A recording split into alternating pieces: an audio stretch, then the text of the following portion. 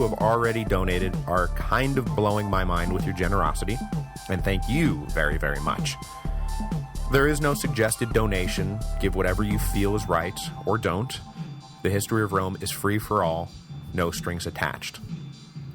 But if every single person who heard this episode went and donated $10, well, let's just say that it would go a long way towards relieving the financial stresses of having a newborn right at the moment when you're walking away from a project that provides a goodly chunk of your monthly income. Obviously, I am going to spend the next few months focused on the fact that, holy crap, we're having a baby. But you will be happy to hear, at least I think you'll be happy to hear. If you're not happy to hear this, then why in the world did you just spend 74 hours listening to me blabber at you about Roman history? But my plan is to return to podcasting in the not too distant future.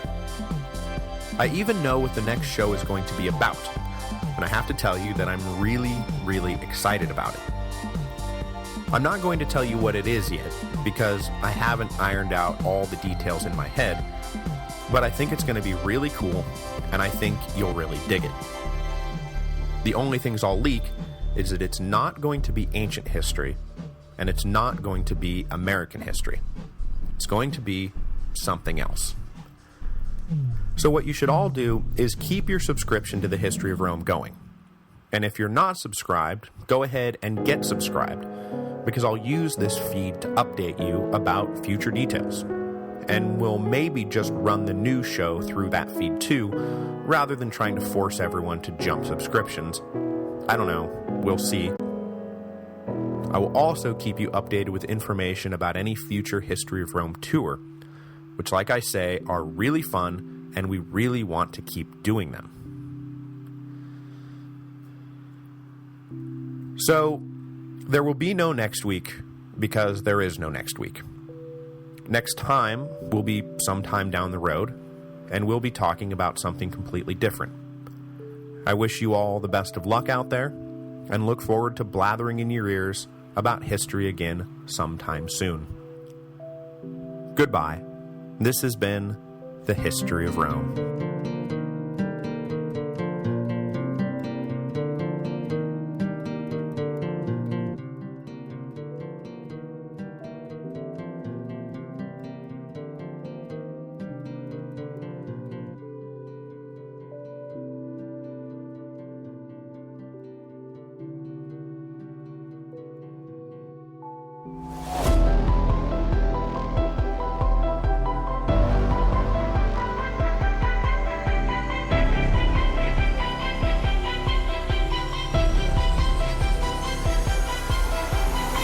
Welcome to Theories of the Third Kind.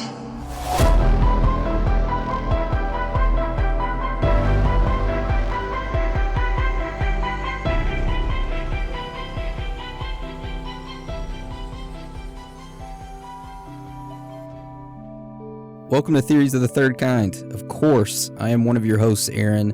The other two joining me is Danielson. Yo, guys, what's up? And Anna. Hello, what's up? All right, first off, I want to say thank you to whomever you are listening. It means a lot to all of us, and I want you to know that. Also, before we start, since you, whomever you are a Patreon subscriber, remember that you get priority in topic suggestions. So feel free to shoot those suggestions on over to us, either by email, Instagram, direct message, Twitter, or Facebook. So with that being said, today's premium episode is Dreams. So strap in, because this one is going to be an awesome and very long episode. Yay. Woohoo! I like long. Nice. Yes. Nice. Zinger. All right, so how today's episode will work is that we will briefly go over what are dreams, and then we'll probably take a trip in the old Montauk chair, wipe the dust off of it and get it going again. And we'll visit some ancient cultures and hear about their dreams. After that, we'll discuss lucid dreaming and give you instructions on how to accomplish that if you want to do it. Also, we'll jump into some premonition dreaming and talk about some stories of people's dreams that actually predicted the future. And then after that, we'll follow up with some stories of our own personal dreams that we remember. And then finally, we'll wrap it all up with theories involving dreams and our own personal thoughts and theories. Is everybody ready? I am so ready. You pumped, Daniel? I am super pumped. All right. So, Anna, could you tell us what are dreams? I definitely can. I would like to think that everyone knows, or at least have heard of, dreams. But just in case, dreams are stories that our mind creates. They use images, and it happens when you sleep. Surprise, surprise. They could be entertaining, fun, romantic, disturbing, frightening, and sometimes just bizarre. They can happen at any time during your sleep, but you have your most vivid dreams during what is known as REM, rapid eye movement sleep, which is when your brain is most active.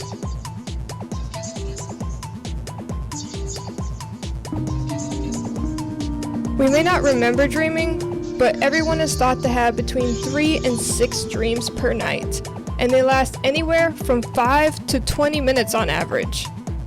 And about 95% of dreams are forgotten by the time you get out of bed. Interesting how no one seems to question forgetting something you experienced so quickly. Could you imagine going on an adventure?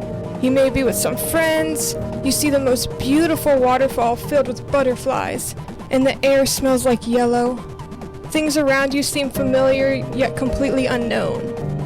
You have this amazing experience. How could you ever forget a waterfall of butterflies? Suddenly, you close your eyes to sneeze. When you open them, you're back here, in this world, with the other one fading away in minutes. Your friends' faces become unfamiliar, and all the wonders you experienced, you now never knew what happened. And this little secret spot is a lost treasure in your sea of dreams to be discovered on another night's sleep.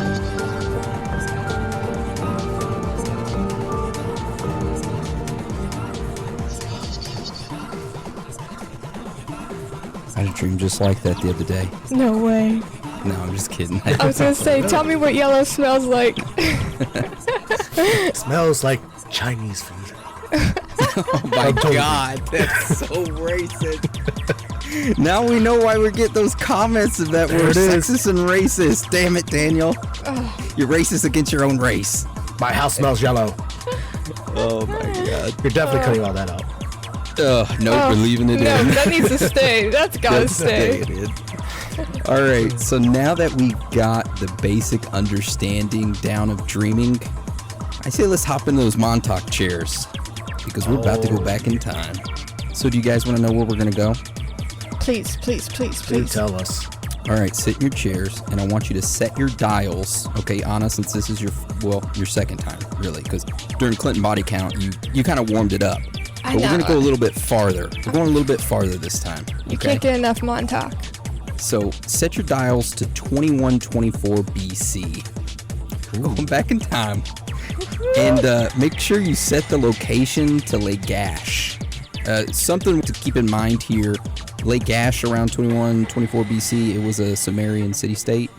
Of course, now that's your modern-day Iraq. But back then it wasn't. And everybody strapped in and ready? Dude, I'm good. I've never been more ready. Okay. And your dials are all set? You're all good on the dials? I don't want you all going to Oh, the no, different no, spot. no. I got 2123. Let me switch that real quick.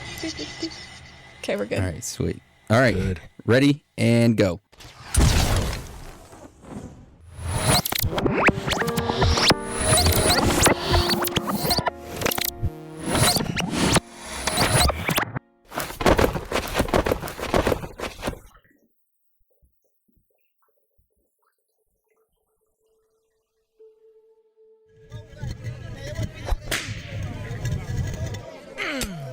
Okay, is everybody all right? I think everything's in place.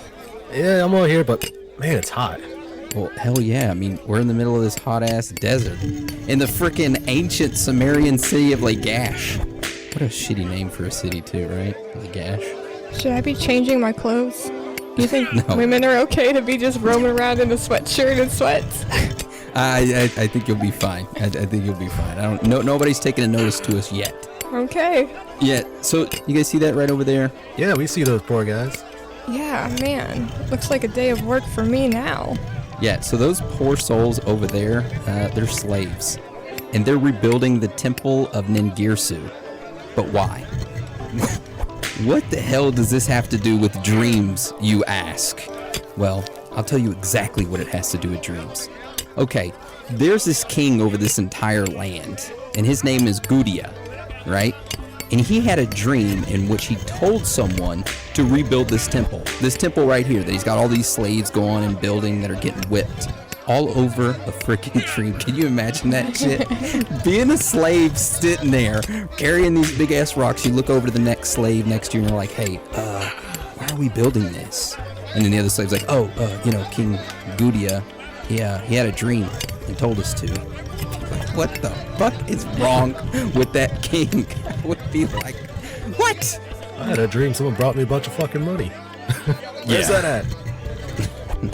So Dan, what do you know about the ancient Sumerians and dreaming? Alright, so the ancient Sumerians in the Mesopotamia have left evidence of dream interpretation dating back to at least 3100 BC.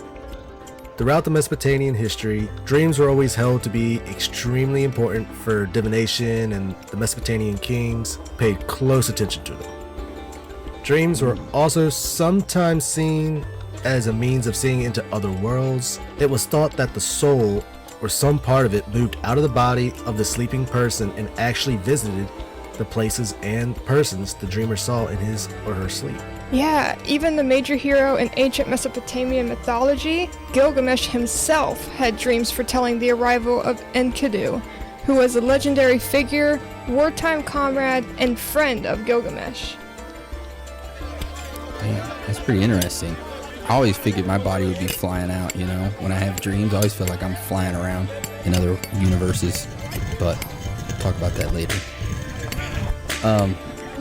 I would love to hear more about dreams in history, but I vote let's get back to the studio, because I see old Brown Eyes over there, and they're heading towards us. So and I don't want to be captured. I don't make a good slave. I think the sweatpants are ruining it. We gotta get out of here. Yeah, I got soft hands. So hop in. You got small, soft hands. All right. So hop in your time machine and let's head back.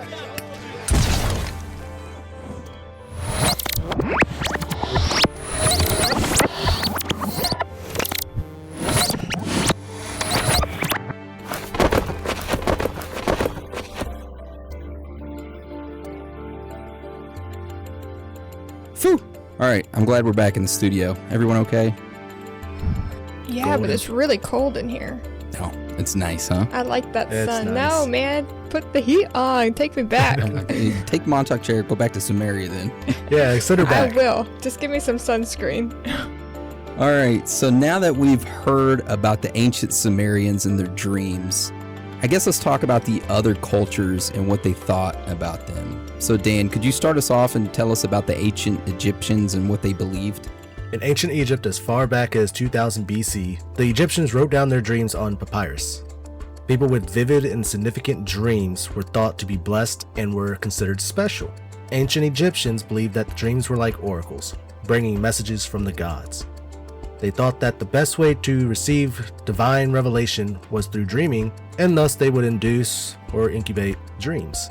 Egyptians would go to sanctuaries and sleep on special dream beds in hope of receiving advice, comfort, or healing from the gods. Hold on. Can we